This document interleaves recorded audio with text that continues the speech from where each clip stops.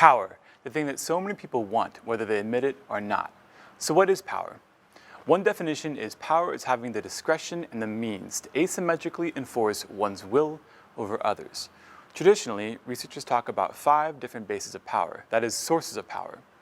First is reward power, or the ability to give people what they want. For example, imagine a boss who can give promotions. Second is coercive power, which is the ability to inflict punishment, for example, firing someone. Third, expert power is the influence you have from just knowing useful things.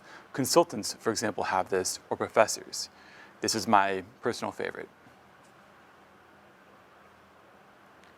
Legitimate power is the power that is instilled in a social role or position, rather than a specific ability. So a coach on a team might be able to inflict punishments on players, but for the most part, players listen to them because they're the coach. The social role called coach gives you certain power in a specific social context. Finally, there's referent power. Think about the power that celebrities and role models have. You want to be near them. You want to be like them. That is referent power.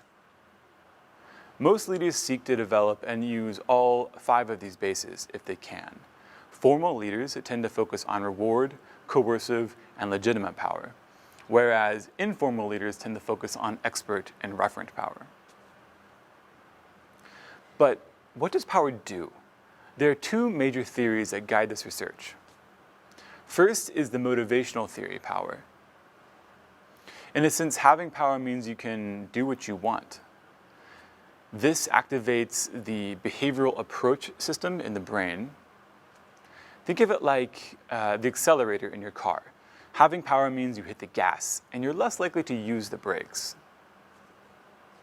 This means a few different things, which we'll talk about. But most broadly, it means that having power causes you to seek out rewards and opportunities with less concern for the risks involved. Another perspective suggests that having power cuts you off from other people. This social distance that you feel from other people can have lots of different consequences. In particular, you might have trouble connecting with people in an authentic way. We won't talk about social distance as much in this video, but you will find out more in the reading. Now let's get into some specifics.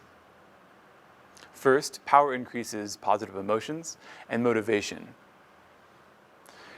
This means that the powerful engage in more smiling and positive affect.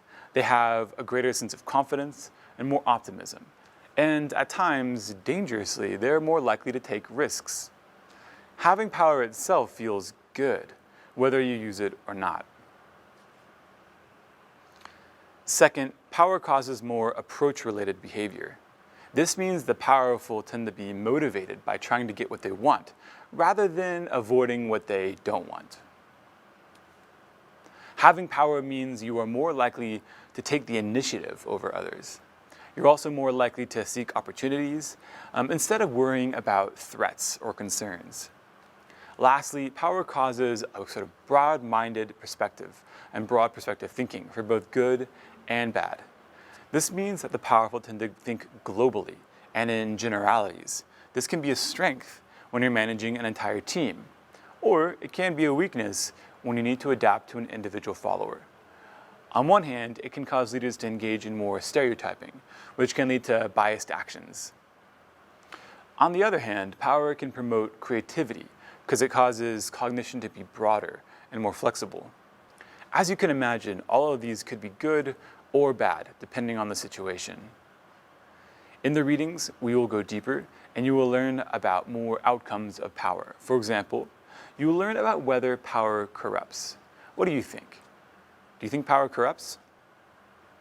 Finally, in the next section, we will talk about one specific kind of power, influence, in the form of persuasion.